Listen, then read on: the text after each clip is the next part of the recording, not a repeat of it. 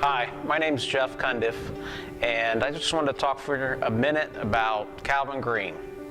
You know, when I think of Calvin Green, I think of steel and velvet at the same time. Not like a Velvet Elvis, but steel and velvet. That's right.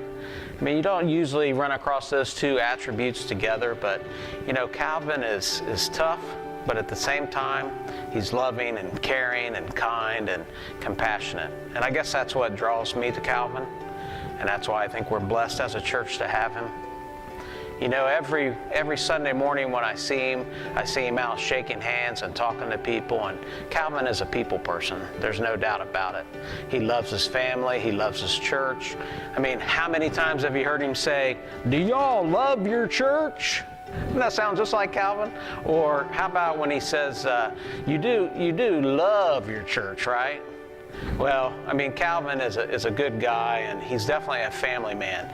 I mean, you can tell that by the kids that he's raised, and Sam and Kristen and Thomas, and, you know, he's just a good guy all around. But, you know, they also say that behind every good man, there's a good woman. Well, beside this good man is a fabulous woman, Andrea. And if she likes him, well, I guess he can't be half bad, right? We're awfully blessed to have Calvin. We appreciate what he does, and from the little things and running the facility around here and just doing things to keep things crystal clear and clean. And you know, he's just a guy that is multi-talented, I guess you could say. I guess in closing, one of the greatest things I like about Calvin, and I think he brings to our church, is when he said, we're a family.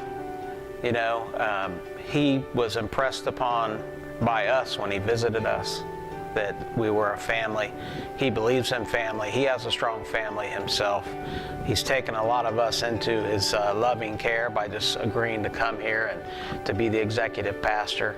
And there's so many things that he does, from men's ministry and just, you know, Upward Sports, that I want to tell you, Calvin, we appreciate you. We love you, brother. Keep doing a good job. We definitely appreciate you.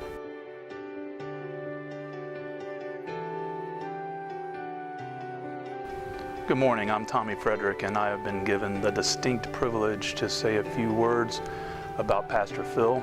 And I know this is Pastor Appreciation Month, but I've got nothing.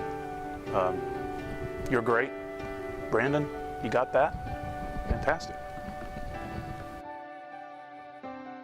No, in all seriousness, Pastor Phil is someone I've admired ever since he's started going to, or taking the position at Pickerington. We were here when he started, and he is just by far the most phenomenal shepherd, most phenomenal pastor I think that I've ever sat under. Just a couple of personal memories I have in my own life of that fact is a few years ago when my father-in-law was passing away in front of us. Pastor Phil came to visit.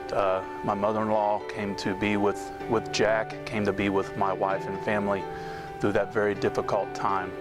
I also think of around a couple years ago when my grandmother Frederick passed away, how he drove from here to be with my dad and my sister and myself as we said goodbye to Grandma Frederick. And it was one of those, I mean, we started attending Pickerington again when we moved from Akron, but just to see him be there was just, it was just amazing.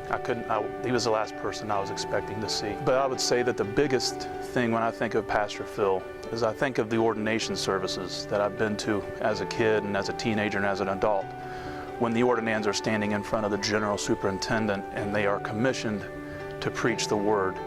And I remembered as we made the move from Akron to Columbus 3 years ago, when we were looking for a church, us going to church, listening to the preachers or to the sermons.